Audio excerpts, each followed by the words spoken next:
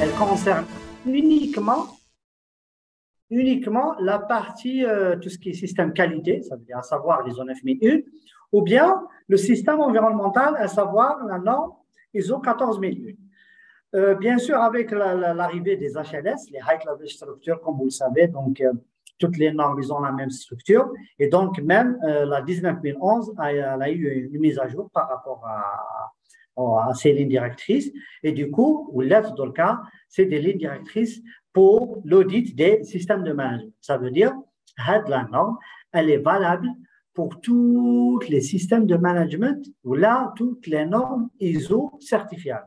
Ça veut dire peu importe, que ce soit qualité, 9001, 14001 pour l'environnement, 22 000 par exemple pour le food safety, 45 000 pour la santé et sécurité au travail, 27 000 pour les systèmes d'information, 50 000 pour le management des énergies. Donc, éventuellement, tous les systèmes ISO certifiables, la norme ISO 19011, elle est valable. Donc là, avant de commencer la présentation, donc il y a juste quelques points à mettre en exergue. Donc, si vous avez des questions, vous pouvez même les partager sur le chat, voire les laisser à la fin de la séance. On va essayer de répondre à vos questions. Très bien. Alors, la première des choses, d'abord, il faut commencer de savoir ou bien la définition de ce mot audit. C'est quoi, en fin de compte, audit, puisqu'il y a toujours des confusions. Là, aujourd'hui, d'ailleurs, j'étais en pleine formation d'une équipe de Sonatrach. Ce que j'ai remarqué, d'ailleurs, il y avait pas mal de confusion entre l'audit et l'inspection. Donc là, c'est l'occasion d'éclaircir, en fait, cette partie et de faire, bien sûr, cette différence et de voir réellement c'est quoi la définition du mot audit. Donc là, bien sûr, comme vous le savez, en fait, le mot audit, c'est un mot latin, ça veut dire, il vient du mot original audir, c'est-à-dire écouter. Donc un auditeur, en quelque sorte, il est là pour écouter les gens. Donc là, il est en train, lors de la mission d'audit, donc l'auditeur, il doit écouter ce qu'on appelle les audités, c'est-à-dire les personnes qui vont auditer. Bien sûr, le terme d'ailleurs, bien sûr, il a évolué avec le temps. Donc, bien sûr, il a pris un élargissement à la fois horizontal, voire vertical. Donc, ce qu'on voit là actuellement, la définition normative du mot audit. Donc, c'est quoi l'audit? C'est un processus systématique, ça veut dire quelque chose qui est systématique, qui est programmé en quelque sorte.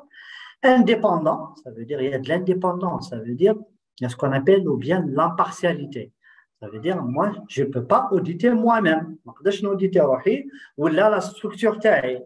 Donc là, éventuellement, c'est ce qu'on appelle un processus indépendant. Et documenté, ça veut dire, le proverbe ça veut dire, c'est quelque chose qui est documenté, donc on doit avoir ce qu'on appelle une preuve tangible. Ça veut dire, si je parle d'une non-conformité ou d'un écart constaté lors d'un audit, il faut avoir ce qu'on appelle une preuve tangible. On vit bien sûr des preuves, ce qu'on appelle les preuves d'audit, et de les évaluer d'une manière objective. C'est très important de prendre en considération cet aspect parce que ce n'est pas un audit, ce n'est pas un règlement de compte, ce n'est pas un règlement des conflits, ce n'est pas là pour avoir des affinités. Ça veut dire qu'il y a des gens, oui, j'ai des affinités avec ces personnes, donc je dois faire passer les choses comme si j'ai rien vu. Autrement, à des gens éventuellement où j'ai eu, par exemple, des conflits professionnels généralement. Donc là, il faut être objectif. Bien sûr, à la fin, pour déterminer dans quelle mesure les critères d'audit sont satisfaits. Donc, on va voir, bien sûr, les définitions, c'est quoi les critères d'audit, c'est quoi l'objectivité, c'est quoi les preuves d'audit. Alors, on va commencer, bien sûr, pour voir les différents types d'audit. C'est quoi les différents types d'audit? Éventuellement, dans, bien sûr, les systèmes normatifs, il y a 3 types d'audit. Le premier type ou la première catégorie d'audit, c'est ce qu'on appelle l'audit interne. L'audit interne, c'est la première partie des audits. Généralement, c'est les audits qui sont faits au niveau de l'entreprise avec des auditeurs internes. Ça veut dire les auditeurs font partie du personnel de l'entreprise. Éventuellement, dans le cas de figure où l'entreprise n'a pas les compétences en interne pour réaliser ces audits, elle peut solliciter bien sûr des personnes externes ou bien des auditeurs externes pour réaliser cette mission d'audit au sein de son entreprise. Ça veut dire, en quelque sorte, ils vont faire l'évaluation de la conformité de leur système de management par rapport, bien sûr, à des exigences normatives ou à des exigences internes. Ça veut dire les exigences où l'entreprise, elle s'est prescrite ou bien elle s'est engagée. Ça veut dire, moi, par exemple, j'ai une entreprise certifiée ISO 9001, donc je dois être en conformité par rapport aux exigences de cette norme ISO 9001. Donc là, pour s'assurer de la conformité de mon système de management par rapport à ces exigences, je dois faire ce qu'on appelle l'audit interne. N'oubliez pas, bien sûr, l'audit interne, d'ailleurs, c'est une exigence de tous les systèmes normatifs certifiables. Ça veut dire chaque système ISO certifiable, l'audit interne, c'est une exigence. D'ailleurs, c'est sur le chapitre 9.2 des normes de la structure HLS, c'est la partie audit interne. L'organisme doit déterminer doit faire à une fréquence bien déterminée les audits internes, bien sûr avec les différentes exigences de ces audits. La deuxième partie, c'est ce qu'on appelle les audits externes. Donc là, c'est les audits externes, c'est ou bien ce qu'on appelle les audits seconde partie. Donc, on va voir bien sûr par la suite. Et les audits tierce partie. Donc là, c'est une autre catégorie de l'audit. En commençant, bien sûr, qui m'a parlé tout à l'heure, par l'audit interne. Donc, l'entreprise, généralement, comme on l'a dit tout à l'heure, elle audite ses propres systèmes. Ça veut dire, si l'entreprise est certifiée ISO 9001, 14001, 45001, 22000, 27000, par exemple, donc là, elle peut auditer son propre système de management à travers cette mission, ce qu'on appelle d'audit interne. Donc, il m'a parlé tout à l'heure, les auditeurs doivent être indépendants des activités à auditer. C'est ça la condition principale.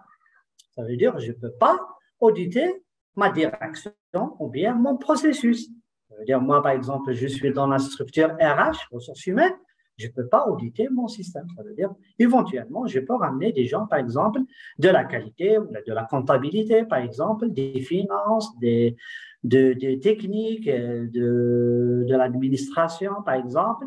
Donc, ces personnes qui sont indépendantes de la structure RH. Donc là, à ce moment-là, c'est eux qui vont réaliser ce qu'on appelle l'audit interne pour assurer ce qu'on appelle aussi l'impartialité. Ça veut dire qu'il faut avoir de l'impartialité dans les missions d'audit interne. La deuxième partie, c'est ce qu'on appelle l'audit seconde partie. Donc là, de toute façon, lors de la formation, Inch'Allah, on aura bien sûr un détail pour chacun de ces types d'audit.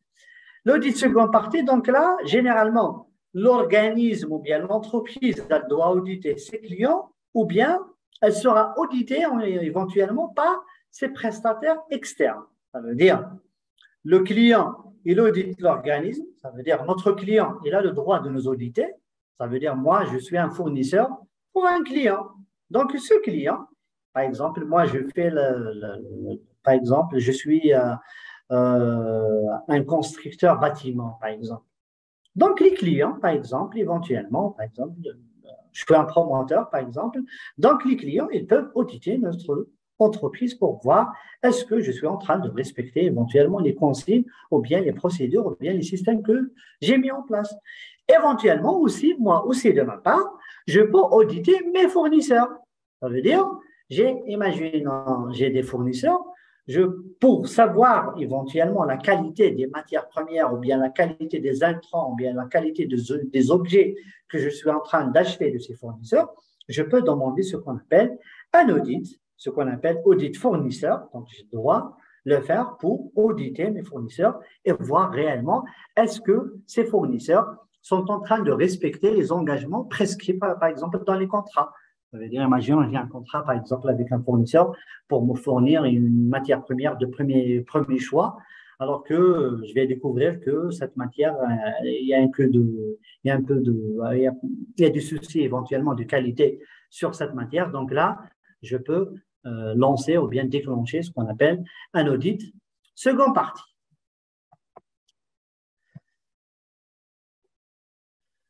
Et à la fin, bien sûr, la troisième catégorie d'audit, c'est ce qu'on appelle l'audit tierce partie. Généralement, cet audit est réalisé par, bien sûr, les organismes, par exemple, de certification, ça veut dire l'organisme qui va venir me certifier, c'est ce qu'on appelle un audit tierce partie. Ou bien un audit, par exemple, d'accréditation pour accréditer, par exemple, mon laboratoire d'analyse. Ça, par exemple, c'est ce qu'on appelle l'accréditation. Donc là, c'est en quelque sorte, entre parenthèses, c'est l'évaluation de la conformité, mais réellement, c'est un audit tierce partie, ou là, ce qu'on appelle l'audit externe. Audit tierce partie, ou là, on l'appelle aussi audit externe. Alors, en revenant sur l'audit interne, donc là, les audits internes, parfois appliqués, comme on a tout à l'heure, les audits de première partie sont réalisés pour le compte de l'entreprise elle-même, pour la revue de direction. Ça aussi, c'est une exigence des normes ISO. Toutes les normes ISO, ils ont une exigence de faire pour exiger aux entreprises certifiées sur les normes ISO de faire ce qu'on appelle la revue de direction. En quelque sorte, c'est une revue de performance annuelle de la direction. Donc là, parmi les données d'entrée pour cette revue de direction, c'est ce qu'on appelle les résultats des audits internes. Donc là, éventuellement, ça peut être, ces audits sont réalisés pour le besoin de cette revue de direction ou bien pour des besoins internes. Ça veut dire, moi, je veux chercher de l'amélioration continue. Donc, à chaque fois, je vais faire de l'audit interne pour éventuellement travailler sur l'évaluation de la conformité de mon système de management, ou bien il peut servir ce qu'on appelle comme autodéclaration de la conformité. Ça veut dire, si j'ai fait de l'audit interne, avec bien sûr une équipe d'auditeurs internes, bien sûr, qui sont formés sur la thématique, donc là, éventuellement, je peux faire ce qu'on appelle une autodéclaration de la conformité par rapport aux exigences. Ça veut dire l'équipe d'auditeurs internes, ils vont vérifier la conformité du système de management par rapport à l'existant au sein de l'entreprise, et à ce moment-là, ils vont vérifier la conformité. Est-ce qu'on est conforme ou on n'est pas conforme? Si on est conforme, OK, directement, on va y aller sur la déclaration de l'autodéclaration de la conformité, pardon.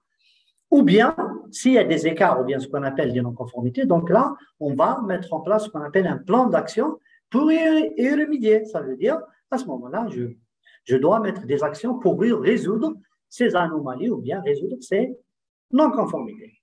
Bien sûr, dans de nombreux cas, en particulier, généralement, les petites entreprises, ils n'ont pas en quelque sorte cette compétence en interne. Ils peuvent solliciter des bureaux externes ou bien des auditeurs externes pour réaliser cet audit interne. Alors, l'objectif de ces audits, c'est quoi l'objectif de faire ces audits? Donc, la première des choses, comme on l'a dit tout à l'heure, c'est de vérifier si notre système de management est mis en œuvre, entretenu d'une manière efficace. Ça veut dire, c'est ce qu'on appelle un système dynamique. Ça veut dire, mais chez le système terrain, il parle de quelque chose, mais réellement sur terrain, c'est contrairement à ce qui est écrit dans les procédures ou bien dans les manuels ou bien dans les instructions que nous avons mis en place. Donc là, c'est l'occasion de vérifier notre système de management ou bien la conformité de notre système de management par rapport aux exigences normatives. Et le troisième cas, bien sûr, c'est d'évaluer ce qu'on appelle le besoin en amélioration. Parce que lors de ces audits internes, il y a tout le temps, bien sûr, il y a des pistes d'amélioration, bien ce qu'on appelle des écarts ou bien des non-conformités. Donc, c'est l'occasion de voir réellement est-ce qu'on est en mesure pour répondre à ce besoin d'amélioration. Donc là, c'est l'occasion, bien sûr, de présenter ces écarts et bien sûr de mettre en place un plan d'action pour résoudre ces non-conformités. Donc là, c'est la finalité pour être conforme par rapport aux exigences de ces normes. Les étapes de l'audit. Donc, l'étape, bien sûr, la première étape, bien sûr, il y a trois étapes, bien sûr, pour faire l'audit interne.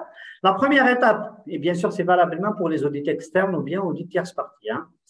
La première étape, c'est ce qu'on appelle la phase préparatoire. Donc là, c'est généralement une réunion qui se tient, ou là qu'on va tenir, avec les auditeurs qui vont se réunir entre eux pour préparer l'audit. Ça veut dire, généralement, ils vont faire ce qu'on appelle une checklist pour vérifier la conformité, bien sûr, documentaire, par exemple, et de déterminer ce qu'on appelle, de faire ce qu'on appelle un plan d'audit. Ça veut dire plan d'audit, c'est le qui fait quoi. Ça veut dire, imaginons, on est une équipe d'audit, par exemple, de 3 personnes, on va désigner par exemple le responsable d'audit, on va désigner les auditeurs et bien sûr la mission de chacun de nous lors de cet audit. Ça veut dire celui qui va, par exemple, qui va prendre note, celui qui va poser des questions, celui qui va faire des constats, celui qui va faire des simulations sur terrain, celui qui va vérifier la documentation. Donc là, on va déterminer les tâches de chacun de nous lors de cette phase de préparation. Ensuite, bien sûr, il y a ce qu'on appelle la conduite de l'audit. Donc là, c'est l'investigation de l'audit se font selon, bien sûr, les processus à auditer. L'auditeur, donc la première des choses, il doit vérifier la qualité des documents à disposition ainsi que leur application et leur bonne compréhension. Ça veut dire le système, ou bien le processus, ou le système de management de l'entreprise qui est riche en quelque sorte en termes de procédures, d'instructions, de mode opératoire, de plans, de grilles et tout.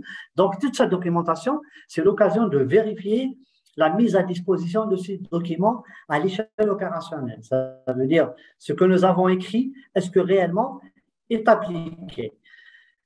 Aussi, on va vérifier l'adéquation du poste de travail ou bien les outils et les tâches demandées. Ça veut dire éventuellement, c'est l'occasion de voir parce que dans pas mal d'entreprises, on a ce problème de définition des tâches et responsabilités ou bien ce qu'on appelle les rôles et responsabilités parce que, par exemple, moi, j'ai un poste, par exemple, de responsable HSE alors que réellement, je fais la qualité, je fais la partie technique, je fais la production. Donc là, c'est plusieurs, en quelque sorte, tâches partagées à la fois. Donc là, c'est l'occasion de vérifier. Ça veut dire l'employeur, il doit respecter les fiches de poste de chacun de ses employés. Ça veut dire, si j'ai une fiche de poste, par exemple, de responsable de production, je dois rester uniquement sur la production. Je ne dois pas... Je ne vais pas être jugé parti, par exemple.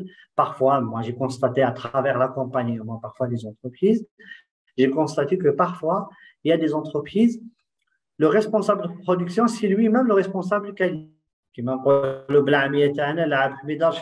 Donc là, il y a un conflit d'intérêts en quelque sorte. Donc, c'est contre-productif et ce n'est pas de la qualité qu'on est en train de produire. L'adéquation, bien sûr, de la qualification aussi des personnes et de recenser les besoins éventuellement en formation. Parfois aussi, c'est que un dépannage, comme on dit, c'est le provisoire qui est dur. Parfois, par exemple, il y a une personne qui a démissionné, les tâches de cette personne sont affectées à une autre personne sans le former, sans lui donner les moyens, sans lui recenser les besoins éventuellement, par exemple, de formation. Donc là, c'est l'occasion de vérifier tout ça lors des audits internes. Aussi, bien sûr, comme on l'a dit tout à l'heure, la maîtrise documentaire et l'efficacité des processus et du système de management. Aussi, on doit vérifier lors du déroulement de l'audit l'identification, bien sûr, des non-conformités. Ça veut dire à ce moment-là, quand on va vérifier l'adéquation des postes, le contrôle des documents, les simulations sur terrain, la compréhension de la politique de l'entreprise, par exemple, la compréhension de tâches ou bien le rôle et responsabilité de chacun de nous. Donc là, c'est à l'occasion, à ce moment-là, on va éventuellement constater ce qu'on appelle des non-conformités.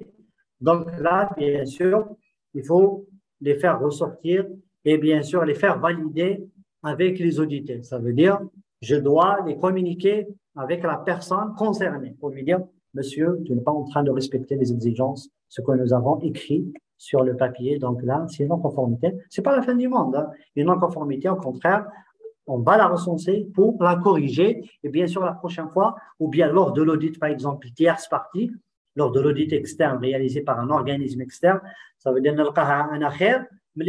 personne externe.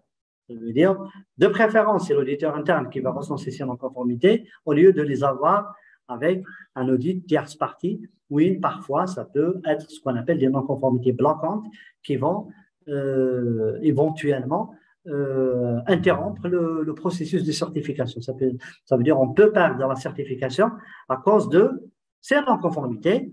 Et bien sûr, ils vont identifier également les opportunités d'amélioration, rédiger bien sûr ce qu'on appelle, ou bien rédiger les demandes d'amélioration.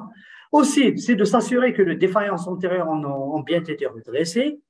Donc, à ce moment-là, l'auditeur, qu'est-ce qu'il va faire? Au fur et à mesure, il doit bien sûr faire ce qu'on appelle l'enregistrement de ses commentaires, bien sûr, sur sa checklist qu'il a préparée lors de la phase préparatoire. À la fin, ça veut dire qu'elle a fait le checklist, elle a recensé les non-conformités, elle a fait valider avec les audités. À la fin, bien sûr, il y a ce qu'on appelle l'exploitation de l'audit. Donc là, à ce moment-là, il y a ce qu'on appelle la réunion de clôture. Lors de la réunion de clôture, donc là, l'auditeur, bien sûr, avec les audités, vont se réunir éventuellement avec même leurs responsables. Donc là, pour faire la restitution sur cet audit. Donc là, c'est l'occasion de présenter ce qu'on appelle les non-conformités, les points positifs, les pistes d'amélioration, les remarques, les observations constatées lors de cet audit. Et ensuite, ça veut dire, à la suite de cette réunion de clôture, on va partager ce qu'on appelle le rapport d'audit avec les audités et bien sûr à la fin, travailler sur ce qu'on appelle action et amélioration. Donc là, c'est l'occasion de travailler sur l'amélioration, bien sûr, mettre en place un plan d'action pour résoudre ces non-conformités ou bien ces écarts constatés lors de cette audit. Alors, un auditeur, en quelque sorte, c'est quoi un auditeur? Donc là, c'est le processus d'audit qu'on a expliqué. Donc là, la personne qui va réaliser l'audit, c'est quoi cet auditeur? Donc, l'auditeur, c'est une personne possédant, bien sûr, la compétence nécessaire pour réaliser un audit. Généralement, c'est des qualifications, ça veut dire c'est des formations, et bien sûr, avec un exercice sur terrain. Donc là, pour qualifier en quelque sorte cet auditeur. Équipe d'audit, c'est quoi l'équipe d'audit? C'est un ou plusieurs auditeurs qui vont réaliser un audit chapeauté par un responsable d'audit, ça veut dire un responsable, et les autres, ce qu'on appelle des auditeurs qui vont accompagner ce responsable d'audit. C'est nécessaire, parfois, si on va auditer, par exemple, des process compliqués, des process techniques et tout, on peut solliciter ce qu'on appelle des experts techniques. Ça veut dire une personne qui connaît le process, une personne qui connaît, par exemple, la machine, une personne qui connaît, par exemple, le véhicule, par exemple, le process logistique et tout. Donc là, on peut faire accompagner l'équipe d'auditeurs avec des experts techniques afin, bien sûr, d'être, ne pas auditer juste superficiel, mais aller au-delà de la superficialité en quelque sorte. Ça veut dire on va y aller vraiment sur un audit plus profond, donc pour, bien sûr, travailler dans la finalité pour assurer de l'amélioration continue. Alors, les comportements de l'auditeur doivent, premièrement, être constructifs. Et ça veut dire que parfois, parce qu'on a tendance à voir l'auditeur comme inspecteur, alors que l'auditeur, non. Donc, parfois, les auditeurs, ils sont un peu dans la défensive, et du coup, pour éviter en quelque sorte de tomber dans des situations pareilles, il faut toujours garder l'esprit positif et être constructif. Ça veut dire qu'il faut toujours expliquer et réexpliquer aux auditeurs que nous sommes là pour la conformité de votre système de management.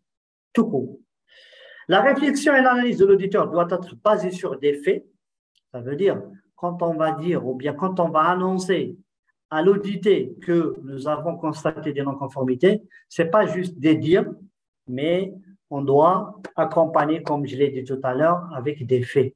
Soit un appareil photo, par exemple, une photo de la situation, ou là, du constat que j'ai constaté sur terrain, ou là, des données informatiques, ou là, des données écrites. Donc, tout ça, c'est ce qu'on appelle, qui m'a parlé tout à l'heure, c'est raflouatir. Ça veut dire, quand j'ai ce qu'on appelle cette preuve tangible, l'auditeur ne va pas me dire non, mais qu'est-ce que je ou la ou là, donc, c'est l'occasion, bien sûr, de formaliser en quelque sorte cette non-conformité et de lui donner en plus de crédibilité.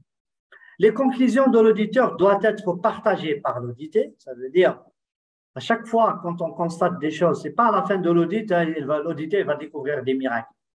Donc là, vous l'avez des montagnes. Donc là, c'est à chaque fois, il faut toujours formuler des écarts clairs et non ambigus. Ça veut dire, quand on parle de non-conformité, il faut avoir tous les éléments. Les éléments de la non-conformité, nous avons l'écart, ça veut dire que nous avons constaté, la référence par rapport à quoi, et la preuve tangible. C'est les trois éléments de la non-conformité. L'écart, la référence ou bien la norme, l'instruction, la procédure, la réglementation éventuellement, Donc, tout ça, c'est les référentiels. Et à la fin, on a ce qu'on appelle la preuve tangible. Ça veut dire le constat que j'ai réalisé, la photo que j'ai prise lors de cet audit, le document. Donc, tout ça, c'est ce qu'on appelle des preuves tangibles. Explication auprès de l'audité, ça veut dire il faut toujours réexpliquer éventuellement. Ça veut dire parfois l'auditeur il n'a pas bien peut-être saisi la question, donc on peut reformuler la question pour s'assurer que l'auditeur il a bien compris la chose. Recherche de l'adhésion, ça veut dire on est là pour dans l'amélioration continue. Ça veut dire je ne suis pas là pour faire le constat, voilà ton rapport et je te le donne. Pas plus tard que comme je vous ai dit tout à l'heure, j'étais en pleine formation avec l'équipe de Sonatrach.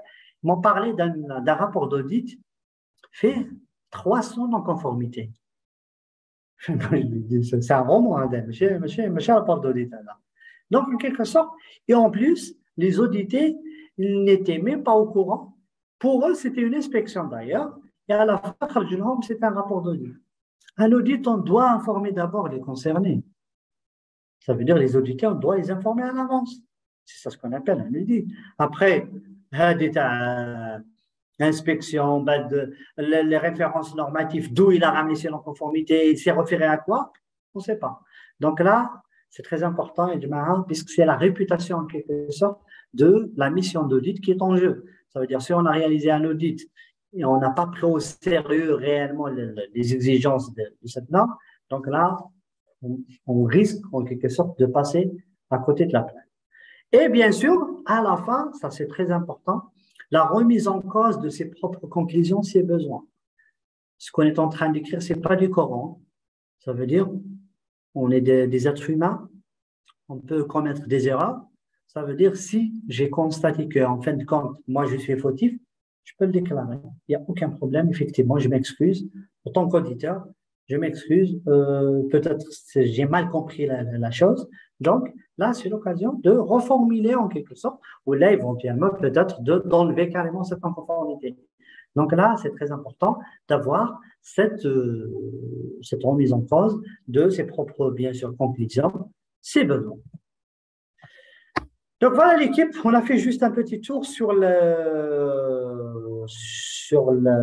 l'audit en fait en général, sur l'audit interne. Donc à votre disposition, il y a des questions. Donc un pays d'installer votre cabinet ici en Algérie en fait, je travaille ici en Algérie. Yassine. Des questions? Bonsoir. Bonsoir. Ah, François, tu es là? Oui, je Bonsoir, suis là. Comment vous allez? Comment vous allez-vous? Ça Oui, va? ça va, ça va, ça, oui, ça va, ça va. Là, Oui, là. franchement, je suis très, très ravi de vous revoir encore. Le plaisir est partagé, cher ami. Merci, merci. En fait, s'il vous plaît, j'ai une question par rapport à l'ISO. C'est même quel ISO? C'est la 19011. Voilà, ok, voilà, 19011. Je veux savoir, est-ce que l'audit interne, la 19011, est seulement pratiquée à santé sécurité ou bien c'est dans d'autres domaines? Oui, tout à fait. Elle conserve tous les systèmes, là, comme je l'ai dit tout à l'heure, peut-être que tu n'as pas suivi en fait, la première partie. Comme je l'ai Oui. expliqué tout à l'heure, sur l'ancienne version de la 19011, puisqu'il y a la 19011 version 2011. Donc, sur cette version, cette norme, c'est des lignes directrices, comme je l'ai dit tout à l'heure, ce n'est pas une norme certifiable. Non? La 19011, c'est des lignes directrices. Donc là, cette norme, la version 2011, elle était destinée en quelque sorte pour les systèmes qualité et environnement uniquement. Contrairement à la version 2018, qui est toujours d'actualité, donc cette norme, elle concerne tous les systèmes de management certifiables. Peu importe. Ça veut dire, comme vous le savez, l'audit interne, c'est une exigence de tous les systèmes ISO. Donc là, la 19011, elle concerne tous les systèmes de management ISO certifiables. D'accord, merci beaucoup. C'est bien compris. Merci à vous.